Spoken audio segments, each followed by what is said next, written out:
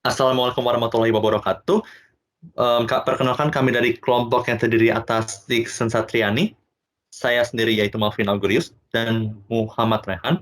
Pada kesempatan kali ini, kita akan mempresentasikan hasil tugas dua kelompok kami, yaitu ukuran kinerja komputasi paralel.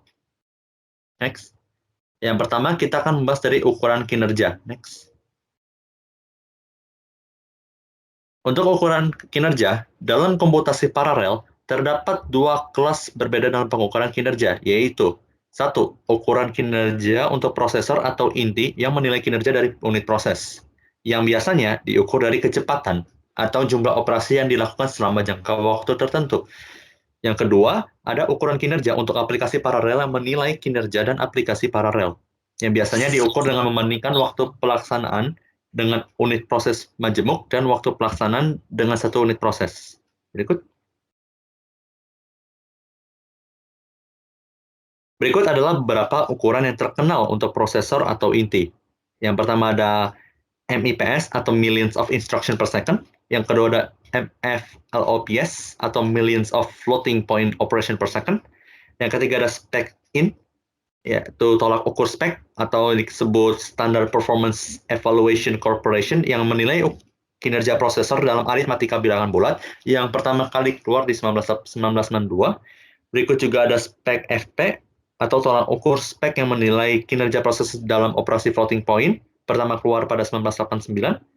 Yang kelima ada Wheatstone atau Wheatstone, tolak ukur sintesis untuk menilai kinerja proses dalam operasi floating point, pertama keluar 1972.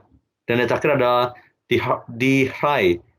Dihry-Stone, tolak ukur sintesis untuk menilai kinerja proses dalam operasi aritmatika bilangan bulat, pertama keluar pada 1984. Next.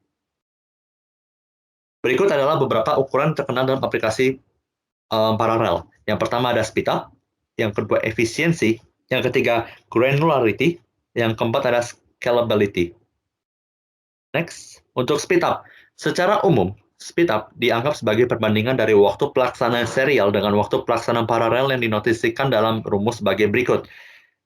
T1 adalah waktu pelaksanaan serial dengan satu unit proses, dan TP adalah waktu pelaksanaan paralel dengan P unit proses. Berikutnya, ada efisiensi. Efisiensi adalah ukuran kinerja yang mirip dengan speedup. Perhitungannya adalah perbandingan dari speedup dan jumlah prosesor P yang dinotasikan sebagai berikut. Ada EP sama dengan SP per P. Karena speedup dapat melebihi jumlah prosesor, nilai efisiensi dapat melebihi 1. Sehingga efisiensi tidak dapat digunakan sebagai ukuran kinerja tersendiri dari jalannya waktu. Maka berikutnya ada next, granularity. Dalam komputasi paralel, granularity sebuah tugas adalah ukuran jumlah pekerjaan atau komputasi yang dilakukan oleh tugas tersebut. Ini mendefinisikan granularity sebagai rasio waktu komputasi terhadap waktu komunikasi, dengan waktu komputasi adalah waktu yang dibutuhkan untuk melakukan komputasi tugas, dan waktu komunikasi adalah waktu yang dibutuhkan untuk bertukar data antar prosesor, seperti rumus berikut. Dan yang terakhir ada masih granularity, yang dimana tergantung pada jumlah pekerjaan yang dilakukan oleh komputasi paralel. Paralelisme dapat diklasifikasikan ke dalam 3 kategori, yaitu paralelisme fine grain, yaitu programnya terbagi menjadi jumlah banyak, sehingga komputasinya lebih sedikit. Tiap tugas komputasi dipasangkan ke banyak prosesor dan jumlah kinerjanya lebih sedikit. Yang kedua ada paralelisme coarse grain, yaitu programnya terbagi menjadi jumlah sedikit sehingga komputasinya lebih banyak. Dan yang terakhir ada paralelisme medium grain, yaitu jumlah pekerjaannya lebih banyak, dan paralelisme fine grain, lebih banyak dari paralelisme fine grain dan lebih sedikit dari paralelisme coarse grain. Dan yang terakhir ada scalability, yaitu sebuah aplikasi dikatakan scalable ketika dapat menunjukkan kemampuan untuk mempertahankan efisiensi yang sama dengan jumlah unit pemrosesan dan ukuran masalah meningkat secara proporsional. Beberapa faktor yang mempengaruhi scalability adalah berikut. Satu, perangkat keras terutama memori, bandwidth CPU, dan hubungan jaringan. Yang kedua ada algoritma aplikasinya. Ketiga ada overhead paralel. Dan yang keempat ada sifat khusus dari aplikasi dan coding. Untuk materi berikut akan dijelaskan oleh teman saya yaitu Dixon, dipersilakan. Baik, selanjutnya saya akan membahas tentang arsitektur memori. Arsitektur memori itu ada 3 jenis, ada shared memory, distributed memory, dan hybrid memory. Shared memory. Dalam shared memory, arsitekturnya maksudnya, semua inti CPU dapat mengakses memori yang sama seperti beberapa pekerja di kantor yang berbagi papan tulis yang sama dan semuanya dikendalikan oleh satu sistem operasi. Prosesor modern semuanya adalah prosesor multicore dengan banyak inti CPU yang diproduksi bersama pada chip silicon fisik yang sama. Mesin shared memory dapat dibedakan menjadi 2 kelas utama dari waktu akses memori. Yang pertama ada Unified Memory Access atau UMA.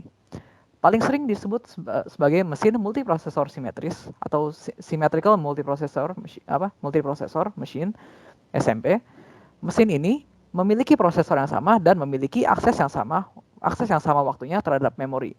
Seringkali ini disebut juga sebagai CCUMA atau Cache Coherent UMA. Yang maksudnya, jika satu prosesor memperbaharui lokasi di suatu shared memory, semua prosesor lainnya mengetahui terhadap pembaruan tersebut. Cache coherency terjadi di tingkat perangkat keras, di tingkat hardware ya maksudnya. Selanjutnya, ada non-unified memory access. Ini sering dibuat dengan menghubungkan 2 SMP atau lebih secara fisik. Satu SMP dapat mengakses memori dari SMP lainnya, tetapi tidak semua prosesor memiliki akses waktu yang sama terhadap semua memori. Akses memori antar hubungannya itu jatuhnya lebih lambat. Namun ada batasan untuk pendekatan shared memory bersama ini, karena semua inti CPU bersaing untuk mengakses memori melalui bus yang sama. Seperti masalah nyata dalam mencoba menjejalkan terlalu banyak pekerja ke kantor yang sama. Ini dapat dikurangi sampai batas tertentu dengan memperkenalkan cache memory atau menempatkan beberapa prosesor bersama-sama dalam arsitektur NUMA. Tetapi tidak mungkin kita dapat mencapai ratusan ribu CPU core yang kita butuhkan untuk superkomputer multi petaflop saat ini. Selanjutnya, ada distributed memory. Distributed memory itu seperti sistem shared memory. Sistem ini sangat bervariasi, tetapi memiliki karakteristik yang sama. Sistem distributed memory memerlukan jaringan komunikasi atau network untuk menghubungkan memori antar prosesor. Prosesor memiliki memori lokalnya tersendiri. Alamat memori dalam satu prosesor tidak dipetakan ke prosesor lain. Jadi, tidak ada konsep ruang alamat global di semua prosesor. Karena setiap prosesor memiliki memori lokalnya sendiri, ia beroperasi secara independen. Perubahan yang dilakukan pada memori lokalnya tidak berpengaruh pada memori prosesor lainnya. Oleh karena itu, konsep cache coherency tidak berlaku. Tidak berlaku. Ketika prosesor membutuhkan akses ke data di prosesor lain, biasanya tugas programmer untuk secara eksplisit menentukan bagaimana dan kapan datanya dikomunikasikan.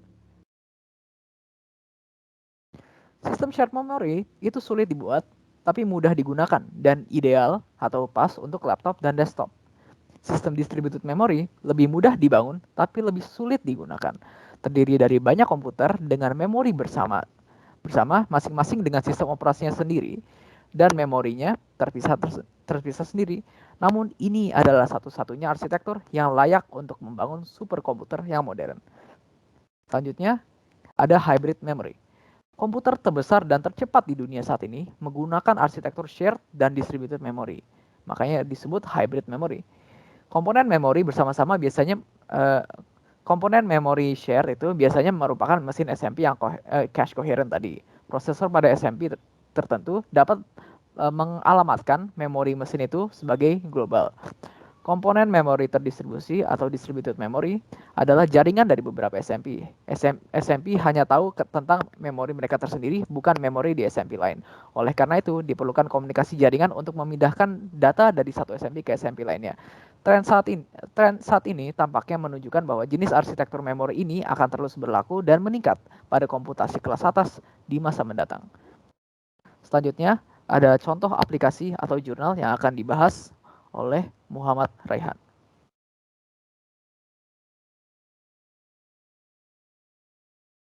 Ya, contoh aplikasi atau jurnal.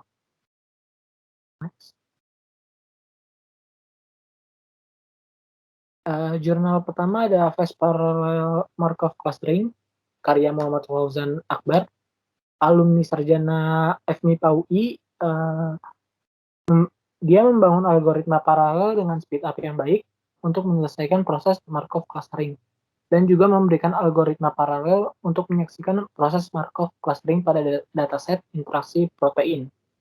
Jurnal ini pun akan mengkaji speed up yang bertujuan untuk mengukur kinerja dari algoritma paralel pada penyelesaian proses Markov clustering. Untuk mengakses jurnal tersebut bisa diakses di sini. Next, jurnal selanjutnya ada karya dari Pak Al-Hadi Mustamam, Kevin Burrage, dan Nicholas Hamilton yang menerbitkan jurnal ini Maret 2011.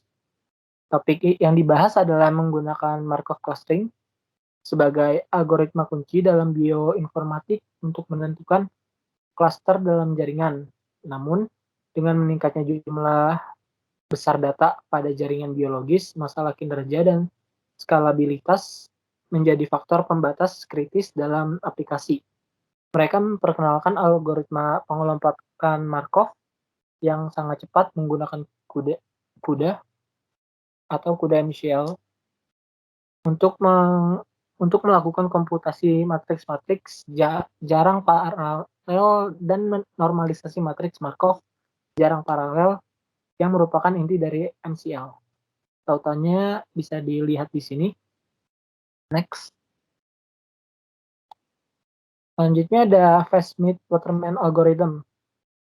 Nah, di jurnal pertama ini karya Hans Grau-Moz yang menyajikan teknik dan server web yang menggunakan algoritma Smith-Waterman yang tepat dan juga menyatukan metode sebelumnya dari pre-processing ekstensif dari database urutan target dan pengkodaan khusus CPU dari algoritma Smith-Waterman. Tautannya bisa dilihat di sini. Next. Dan jurnal selanjutnya itu karya Karamjit Kaur, Sudasna Chakraborty, dan Manoj Kumar Gupta. Dalam makalah ini, pendekatan paralel algoritma Smith-Waterman diusulkan dan diimplementasikan sesuai dengan arsitektur unit pemrosesan grafis. Menggunakan CUDA di mana fitur-fitur GPU digabungkan dengan CPU.